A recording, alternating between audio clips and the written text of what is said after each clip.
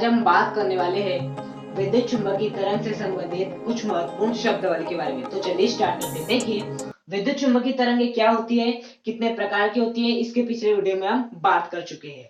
आज हम बात करने वाले हैं विद्युत चुंबकीय तरंग से संबंधित कुछ महत्वपूर्ण शब्दावली के बारे में। तो सबसे पहला जो आपका शब्द है जिसे आपको जानना चाहिए वो है आपका तरंग दैर्ध्य। क्या है? बेसिकली आपका तरंग दैर्ध्य है। बेसिकली इस तरंग दैर्ध्य को किससे प्रदर्शित करते हैं? लैम्डा से प्रदर्शित करते हैं। अब बेसिकली जानिए ये तरंग दैर्ध्य क्या होती है। देखिए, वास्तव में बेसिकली जो आपकी तरंगे होती है वो कुछ आपकी इस प्रकार से होती है। ये क्या होती है? आपकी तरंगे होती है इस प्रकार से क्या होती है? आपकी ये तरंगे होती है। और ये जो होती है बेसिकली इसे हम क्या कहते हैं? माध्य स्थिति। ये जो आपकी रेखा गुजरती है इसे हम क्या कहते हैं? माध्य स्थिति कहते हैं। और ये जो आपको दिखाई दे रही है वो बेसिकली क्या है? आपकी विद्युत चुंबकीय तरंगे है। अब बेसिकली यदि मैं बात करूं यहां पर एक तरंग किसे कहेंगे?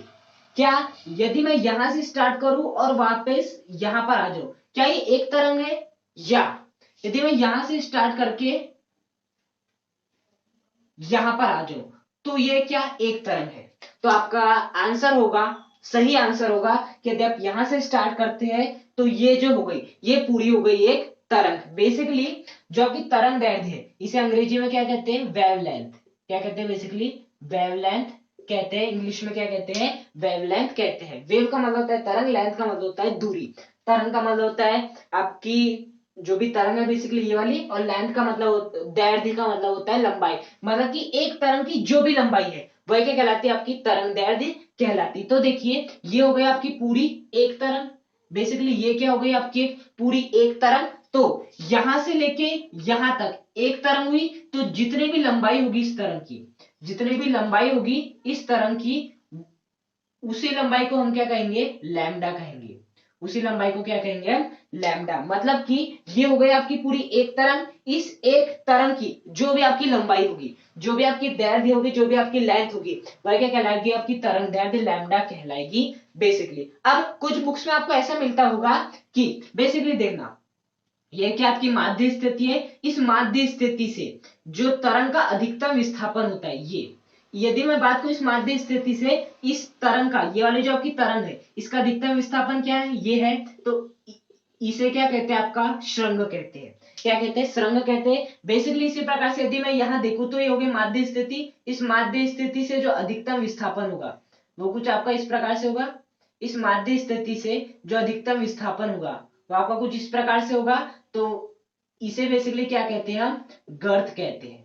क्या कहते हैं? बेसिकली गर्त कहते हैं। मतलब कि इस तरंग की माध्य स्थिति से अधिकतम विस्थापन तय करने के पश्चात जो बिंदु प्राप्त होता है उसे क्या कहते हैं? श्रृंग कहते हैं। उसी प्रकार से ये जो आपका माध्य स्थिति है इससे अधिकतम विस्थापन तय करने के पश्चात जो बिंदु प्राप्त होता है नीचे की ओर उसे गर्त कहते हैं। और बेसिकली ये जो आपका अधिकतम विस्थापन है इसे क्या कहते हैं? हम आयाम कहते हैं। क्या कहते हैं? आयाम कहते हैं। इसे क्या कहते हैं? बेसिकली आयाम। तो यदि मैं आयाम की डेफिनेशन बताना चाहूं, बेसिकली हमें सबसे पहले आयाम को समझना चाहिए क्योंकि ये भी तरंग से संबंधित एक महत्वपूर्ण शब्दावली है। तो सेकंड हेडिंग में डाल लेते हैं आपका आयाम। बेसिकली आयाम क्या होता है? इसे हम ए से प्रदर्शित करते हैं। देखिए, हम वेवलेंथ पढ़े थे लेकिन आयाम पर आ गए क्योंकि समझना जरूरी था वेवलेंथ के लिए आयाम को। तो देखिए, आयाम क्या होता है? माध्य स्थिति से ऊपर की ओर तय किया गया अधिकतम विस्थापन, या माध्य स्थिति से नीचे की ओर तय किया गया अधिकतम विस्थापन। केवल विस्थापन नहीं, केवल विस्थापन बोलोगे तो माध्य स्थिति से हम यहां तक भी विस्थापन तय कर रहे हैं तो ये आयन हो गया ना जी। आयन का मतलब होता है माध्य स्थिति से तय किया गया अधिकतम विस्थापन। माध्य स्थिति से तय किया गया अधिकतम विस्थापन। और अधिकतम विस्थापन तय करने के पश्चात ऊपर की ओर जो बिंदु प्राप्त होता है उसे श्रृंग, और नीचे की ओर जो बिंदु प्राप्त होता है उसे गर्त कहते हैं बेसिकली। अब देखिए, यदि मैं इस प्रकार से बात करूं, ये वाली जो आपकी तरंग है जो कि आगे जाके पूरी होगी, हालांकि मैंने इसे आधी दिखाया हो, तो बेसिकली यहां से लेके यहां तक ये है, क्या हो जाएगा इसका? माध्य स्थिति से अधिकतम विस्थापन। माध्य स्थिति से तरंग द्वारा तय किया गया अधिकतम विस्थापन क्या है? ये है, और इसे आयन कहेंगे। और ये क्या कहलाएगा? आपका श्रृंग कहलाएगा। ऊपर की ओर याद रखना हमेशा श्रृंग बनते और नीचे की ओर क्या बनते? गर्त बनते। तो देखिए, यदि मैं यहां से स्टार्ट करूं तो ये हो गया आपका 1/4 भाग, फिर 1/4 भाग, 1/4 भाग, 1/4 भाग। तो देखिए यदि मैं बात करूं यहां से लेके यहां तक, बिंदु ए से लेके बिंदु बी तक की बात करूं, तो आपकी एक तरंग पूरी हो रही है, और वो एक तरंग किस प्रकार से बन रही है देखिएगा, ये वाला भाग प्लस ये वाला भाग प्लस ये वाला भाग प्लस ये वाला भाग, 4 भागों से मिलकर बन रही है आपकी एक तरंग। तो इसी प्रकार से यदि मैं यहां से स्टार्ट करूं तो एक भाग, दूसरा भाग, तीसरा भाग, चौथा भाग, तो ये भी क्या हो गई आपकी, ये भी आपकी एक तरंग ही हो गई। तो इस तरंग की जो भी लंबाई होगी, इस तरंग की जो भी लंबाई होगी वही क्या कहलाएगी, तरंगदैर्ध्य कहलाएगी। तरंगदैर्ध्य कहलाने के लिए यह आवश्यक नहीं कि आपको सदैव जो आपका निम्न बिंदु होगा ये वाला, वहीं से आपको एक तरंग लेना है, या यहीं से आपको एक तरंग लेके उसकी लंबाई नाप लेनी, नहीं। तरंग का मतलब होता है जो कि 4 भागों से मिलकर बनी हो, 1 2 3 4, 4 भागों से मिलकर बनी थी। उसी प्रकार से यदि यहां से देखे यहां तक की, तो देखिए ये भी 1 2 3 4 4 भागों से मिलकर बनी है, तो इसे भी क्या मान सकते, तरंग मान सकते हैं। तो इस तरंग की जो भी लंबाई होगी वही क्या कहलाएगी, आपकी तरंगदैर्ध्य। अब देखो आपको डेफिनेशन किस प्रकार से मिल सकती है, ये भी सुरंग हो गया, ये भी सुरंग हो गया, तो दो सुरंगों के बीच की दूरी, बेसिकली देखिए यहां से लेके यहां तक की जो भी दूरी होगी वही क्या कहलाएगी, बेसिकली आपकी यहां से लेके यहां तक की दूरी होगी जो भी, वो क्या कहलाएगी, बेसिकली लैम्डा कहलाएगी, क्योंकि यहां से लेके यहां तक एक तरंग हो रही है, और एक तरंग की जो भी लंबाई होती है वही क्या कहलाती है, आपकी तरंगदैर्ध्य कहलाती है बेसिकली। और ये हो गया पहला सुरंग, ये हो गया दूसरा सुरंग। तो कुछ बुक में डेफिनेशन ऐसे मिलती है कि दो सुरंगों के बीच की दूरी क्या कहलाती है, आपकी तरंगदैर्ध्य कहलाती है। लेकिन वास्तविकता क्या है, ये भी डेफिनेशन सही है, ये भी लिखोगे तो सही मानेंगे, लेकिन वास्तविकता क्या है, एक तरंग की लंबाई को देखते हैं। तो जब हम एक सुरंग से दूसरे सुरंग तक जाते हैं तो हमें क्या मिल जाता है, बेसिकली एक तरंग मिल जाती है। तो इसे कुछ बुक में आपको ऐसे मिलेगा कि दो सुरंगों के बीच की दूरी, क्योंकि दो सुरंगों के बीच की दूरी तय करने पर हमें एक तरंग प्राप्त होती है, और एक तरंग की जो भी लंबाई होती है वही तरंगदैर्ध्य कहलाती है। उसी प्रकार से यहाँ पर भी क्या बनेगा, आपका एक गर्त बनेगा, ये क्या होगा, आपका गर्त बनेगा। तो देखना ये होगा पहला भाग, दूसरा भाग, तीसरा भाग, और ये हो जाएगा आपका चौथा भाग हो जाएगा। तो देखिए ये भी क्या हो गई, आपकी एक तरंग हो गई, ये भी एक तरंग हो गई। तो देखिए और एक तरंग की जो भी लंबाई होती है वही क्या कहलाती है, आपकी तरंगदैर्ध्य। तो आपको कुछ बुक्स में ऐसा मिलता होगा दो गर्तों के बीच की दूरी, क्योंकि दो गर्त जब भी मिलते हैं तो क्या बनता है, आपकी एक तरंग का निर्माण होता है, और उस तरंग की जो भी लंबाई होती है वही तरंगदैर्ध्य कहलाती है। इसलिए दो गर्तों के बीच की लंबाई क्या कहलाती है, आपकी तरंगदैर्ध्य कहलाती है, या दो सुरंगों के बीच की दूरी तरंगदैर्ध्य कहलाती है, या एक तरंग की कुल लंबाई क्या कहलाती है, आपकी तरंगदैर्ध्य कहलाती है। इसे लैम्डा से प्रदर्शित करते हैं।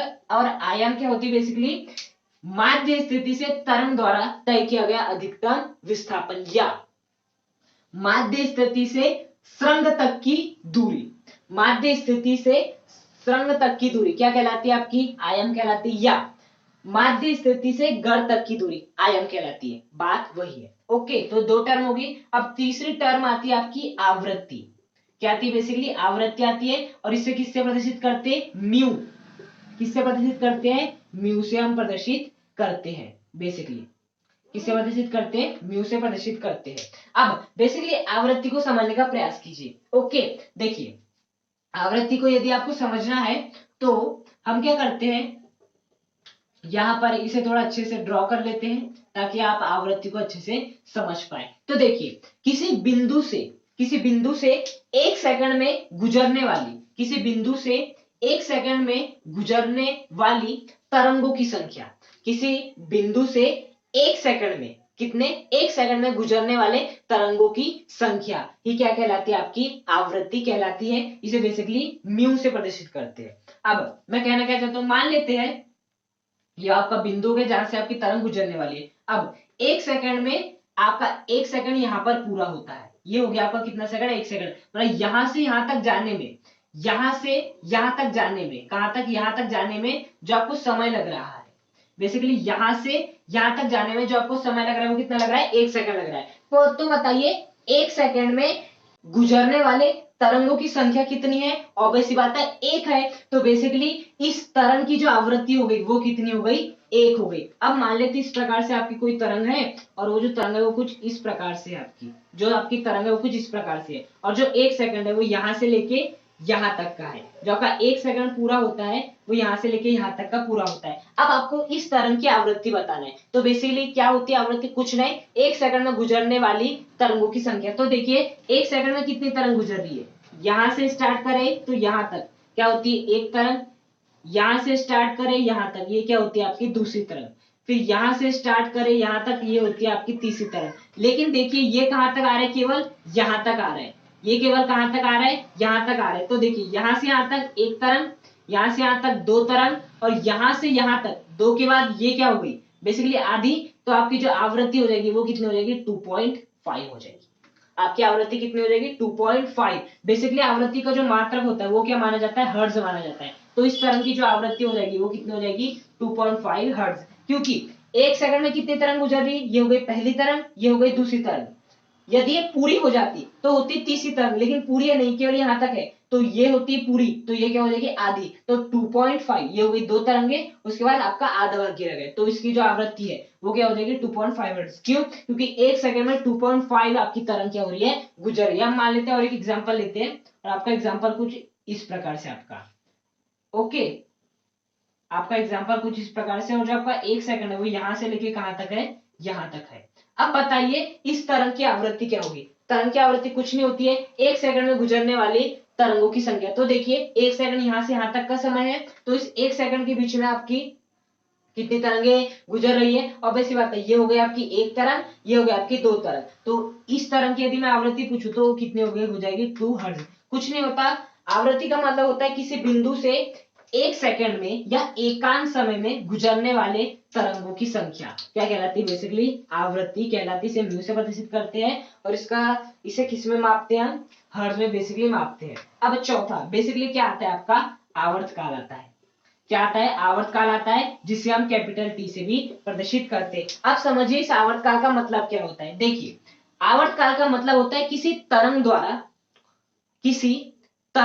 द्वारा एक चक्कर पूरा करने में लगा समय, किसी तरंग द्वारा एक चक्कर पूरा करने में लगा समय। एक चक्कर पूरा करने में तरंग को जितना भी समय लगता है वही समय क्या कहलाता है, इसका आवर्तकाल कहलाता है। बेसिकली यदि मैं बात करूं तो देखिए ये हो गई आपकी एक तरंग, इस तरंग को एक चक्कर पूरा करने में, मतलब ये हो गई आपकी तरंग, और इस तरंग को एक चक्कर कब माना जाएगा, इसने यहां से स्टार्ट की, जैसे देख ले आपने यहां से स्टार्ट किए और वापस यहीं पे आ गए, तो आपको क्या मिलता है एक चक्कर। उसी प्रकार में तरंग ने यहाँ से स्टार्ट की और कहां पे आ गई, यहाँ पर आ गई, और ये वाले बिंदु का इसके समतुल्य मान सकते हो बिल्कुल। तो इस तरंग द्वारा एक चक्कर पूरा करने में जो भी समय लगता है, इस तरंग को एक चक्कर पूरा करने में जो भी समय लगता है वही क्या कहलाता है, आपका आवर्तकाल कैपिटल टी कहलाता है। अब देखिए बेसिकली ये जो आवृत्ति है और जो आवर्तकाल है उसमें बहुत बड़ा रिलेशन होता है, उसी रिलेशन को हम समझने वाले। देखिए बेसिकली आवर्तकाल क्या होता है, आवर्तकाल का मतलब होता है, यहाँ पे समझने का प्रयास कीजिएगा।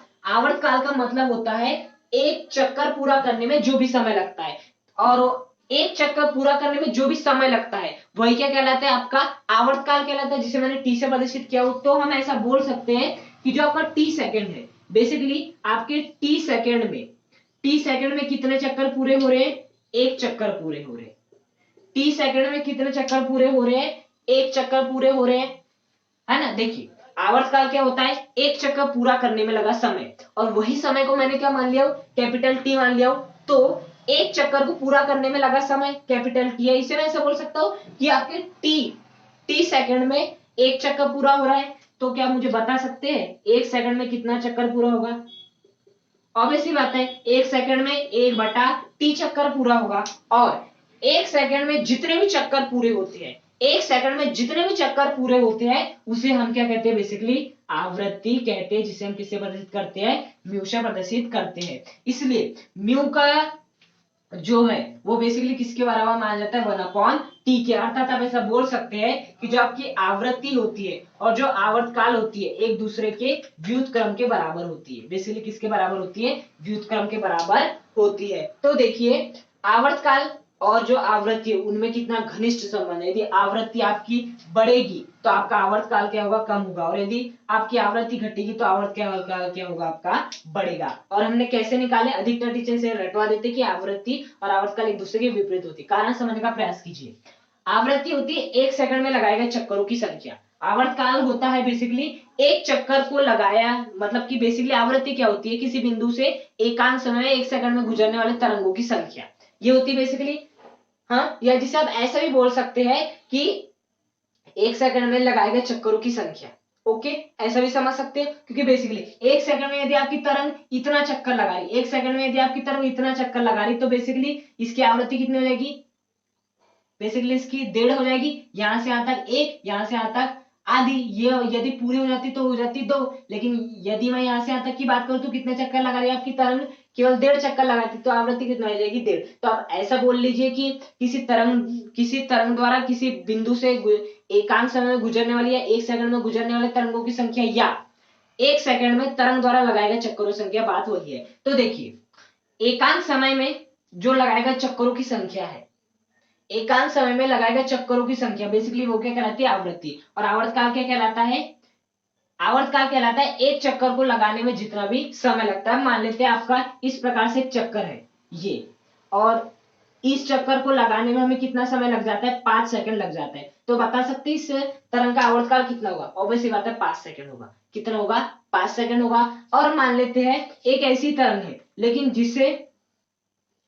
जिसे एक चक्कर लगाने में मान लेते 20 सेकंड लगता है, तो बताइए इस तरंग का आवर्तकाल कितना हो जाएगा, 20 सेकंड। तो आवर्तकाल का मतलब होता है, सॉरी, किसी तरंग द्वारा एक चक्कर पूरा करने में जितना भी समय लगता है वो क्या कहलाता है, आपका आवर्तकाल। इसे टी से प्रदर्शित करते हैं। मतलब मैं ऐसा कह सकता हूं कि टी सेकंड में, ये बेसिकली किसका मान है, टी का मान है, तो टी सेकंड में तरंग का कितना चक्कर पूरा हो रहा है, एक चक्कर पूरा हो रहा है। तो बताइए एक सेकंड में कितना चक्कर पूरा होगा, ऑब्वियसली बात है 1/t। और एक सेकंड में जितने भी चक्कर पूरे होते हैं वही क्या कहलाती है, आपकी आवृत्ति कहलाती है। बेसिकली वही क्या कहलाती है, आपकी आवृत्ति कहलाती है। तो ऐसे बोल सकते हैं कि आवृत्ति किसके बराबर हो जाएगी, 1/t, अर्थात आवृत्ति बराबर 1 क्या होता है, आवर्तकाल होता है। तो ये क्या हो गई, आपकी एक चौथी टर्म हो गई, काफी इंपॉर्टेंट है, एग्जाम में पूछी जाती है कि आवृत्ति और आवर्तकाल में संबंध किस प्रकार से होता है। अब देखिए जो आपको लास्ट टर्म है जो कि समझना है, वो है बेसिकली आपकी तरंग की चाल।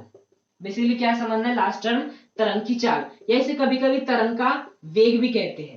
क्या कहते हैं इसे, बेसिकली तरंग का वेग भी कहते हैं, बात वही है। देखिए यदि मैं बात करूं चाल बराबर क्या होता है, यदि मैं बात करूं चाल बराबर क्या होता है, दूरी बटे समय होता है। अब यदि मैं चाल को क्या मान लूं, v मान लूं, तो दूरी, बेसिकली दूरी क्या हो जाएगी आपकी, बेसिकली दूरी क्या हो जाएगी, तरंग दैर्ध्य। और क्यों दूरी तरंग दैर्ध्य, क्यों, क्योंकि देखिए तरंग दैर्ध्य क्या होती है, तरंग की लंबाई। तो देखिए ये हो गई आपकी पूरी तरंग, और इस एक पूरी तरंग की जो भी लंबाई होगी वह क्या कहलाएगी, आपकी तरंग दैर्ध्य कहलाएगी। अब देखिए तरंग दैर्ध्य एक प्रकार से दूरी भी तो हुई, एक प्रकार से देखिए इस तरंग ने कितनी दूरी तय कर ली, इतनी दूरी तय कर ली, एक प्रकार से दूरी भी तो हुई ना। इसलिए मैं दूरी के स्थान पे क्या लिख दिया, लैम्डा लिख दिया। अब इस दूरी को अर्थात तरंग दैर्ध्य को तय करने में जितना भी समय लगता है वही क्या कहलाता है, आपका बेसिकली आवर्तकाल कहलाता है।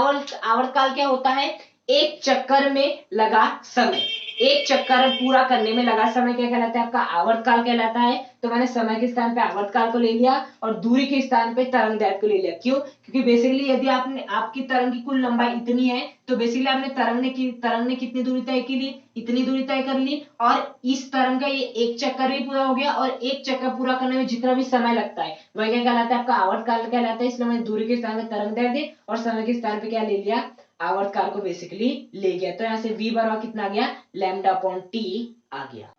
और बेसिकली ये जो हमने चाल या जिसे वेग भी कहते हैं, इसे v नाम दिया है। इस v को क्या किससे प्रदर्शित करते हैं, c से प्रदर्शित करते हैं। मतलब कि जो तरंग की चाल हो गई है, तरंग का वेग हो गया, उसे किससे प्रदर्शित करते हैं, c से प्रदर्शित करते हैं। c बराबर होता है आपका λ/t। अब देखिए बेसिकली 1/t, 1/t का मतलब क्या होता है, 1 आवर्तकाल, और 1/t किसके बराबर होता है, आवृत्ति। और आवृत्ति को किससे प्रदर्शित करते हैं, म्यू से। तो देखिए λ/t को मैं ऐसे लिख सकता हूँ, लैम्डा इंटू 1/t लिख सकता हूँ। और 1/t किसके बराबर होता है, म्यू के बराबर होता है। तो मैं इसके स्थान पे क्या लिख सकता हूँ, म्यू लिख सकता हूँ। अर्थात यहाँ से मैं बोल सकता हूँ कि जो आपका c हो गया वो किसके बराबर हो गया, लैम्डा इंटू म्यू, जहां पर म्यू क्या होती है, आवृत्ति, और लैम्डा क्या होता है, तरंग दैर्ध्य होता है। कई बार एग्जाम में पूछा जाता है कि प्रकाश का वेग या जो आपका एक तरंग का वेग है। बेसिकली देखिए ये जो आपकी विद्युत चुंबकीय तरंग है वो उनके अंतर्गत दृश्य तरंग भी आती है। और दृश्य तरंग के अंतर्गत आपके 7 प्रकार के कलर आते हैं, बैजानी, हपीनाला। और बैजानी हपीनाला मिलकर किसका निर्माण करते हैं, श्वेत प्रकाश का। मतलब जो आपका प्रकाश है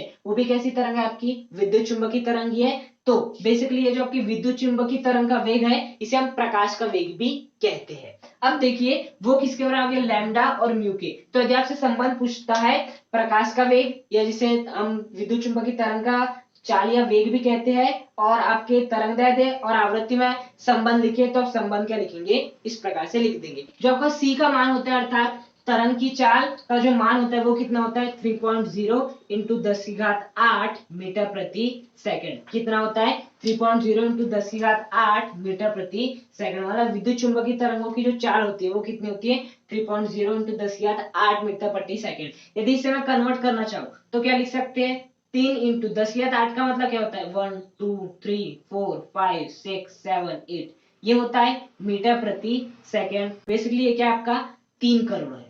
कितना हो गया आपका 3 करोड़ हो गया। 3 करोड़ मीटर प्रति सेकंड मतलब कि 3 करोड़ मीटर वो एक सेकंड में पूर्ण कर लेती है। और यदि इसे मैं किलोमीटर में बदलना चाहूँ तो मुझे 1000 का भाग देना पड़ेगा और जैसे ही मैं 1000 का भाग दे दूंगा तो ये 3 जीरो क्या हो जाएंगे कैंसिल हो जाएंगे। तो ये क्या हो जाएगा 3 लाख मीटर प्रति किलोमीटर प्रति सेकंड। कितना हो जाएगा 3 लाख किलोमीटर प्रति सेकंड। तो जैसे मैंने 3 करोड़ मीटर प्रति सेकंड को किस में कन्वर्ट किया किलोमीटर में कन्वर्ट किया तो वो क्या हो गया 3 लाख किलोमीटर प्रति सेकंड। मतलब जो आपका तरंग है जो आपकी विद्युत चुंबकीय तरंग है उसकी चाल कितनी होती है 3 लाख किलोमीटर प्रति सेकंड। मतलब कि एक सेकंड में 3 लाख किलोमीटर। मतलब कि जब हम अपनी एक पलक ऐसे झपका देते हैं तब आपकी जो तरंग है वो कितना किलोमीटर चली होती है 3 लाख किलोमीटर चल रही होती है। तो बेसिकली आज के छोटे में हमने विद्युत चुंबकीय तरंग से संबंधित महत्वपूर्ण शब्दावली के बारे में अध्ययन किया और बेसिकली पूरा एकदम हमने डीपली अध्ययन किया है। यदि हमारी यह अप्रोच आपको पसंद आती है तो वीडियो को लाइक करें, चैनल को सब्सक्राइब करें और कमेंट करके मुझे बताइए कि आपको वीडियो कैसा लगा। Thank you.